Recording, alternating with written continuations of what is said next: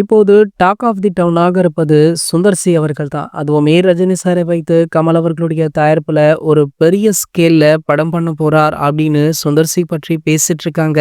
ஏற்கனவே இது பற்றி அரசல் புரசலாக செய்திகள் வந்தாலுமே திடீர்னு இதனுடைய அதிகாரப்பூர்வ அறிவிப்பை வெளியிட்டுட்டாங்க. லோகேஷ் நெல்சன் அப்படின்னு பல இயக்குனர்கள் அந்த படத்தை இயக்க வரிசை கட்டி வந்தாலுமே சுந்தர் சிய கமல் அவர்களும் ரஜினி அவர்களுமே முடிவு பண்ண என்ன காரணம் அப்படின்றது பற்றியும் முக்கிய தகவல் ஒன்று வைரல் ஆகிட்டு இருக்கா. சுந்தரசி அவர்கள் பக்காவான ஸ்கிரிப்ட் ஒண்ணு வைத்துக்கொண்டு இதனை யாரை வைத்து எடுக்கலாம் அப்படின்ற நிலையில இருந்த பொழுது கமலஹாசன் அவர்களே சுந்தர்சி அவர்களை தொடர்பு கொண்டு அந்த கதையை கேட்டிருக்காரு. அது ரஜினிகாந்த் அவர்களுக்கு ரொம்பவே பொருத்தமாக இருக்க இந்த படம் உருவாக காரணமாக இருக்கு அப்படின்ற தகவல் வைரல் ஆகிட்டு இருக்கு. இந்த நிலையில பாத்தீங்கன்னா இந்த படத்துடைய காஸ்ட் அண்ட் க்ரூவுமே மிகப்பெரியது அப்படின்னுமே சொல்லப்படுது. இந்த படமுமே பேன் இண்டியன் படமாகத்தான் உருவாகுதா. அதன்படி பாத்தீங்கன்னா இந்த படத்துல ஹீரோவர்கள் ரஜினி அப்படின்றது அனைவருக்குமே தெரிந்த விஷயம் தான். இதனடுத்து பாத்தீங்கன்னா மற்றும் ஒரு தெலுங்குல டாப் ஹீரோ ஒருவருமே இணைஞ்சிருக்காரு. அவர் வேற யாருமே இல்ல, நம்ம மகேஷ் பாபு அவர்கள் அப்படின்ற தகவல் தற்போது வழியாகி வைரலுமையாக இருக்கு. சூப்பர் ஸ்டாருடைய படம் அப்படின்னதுமே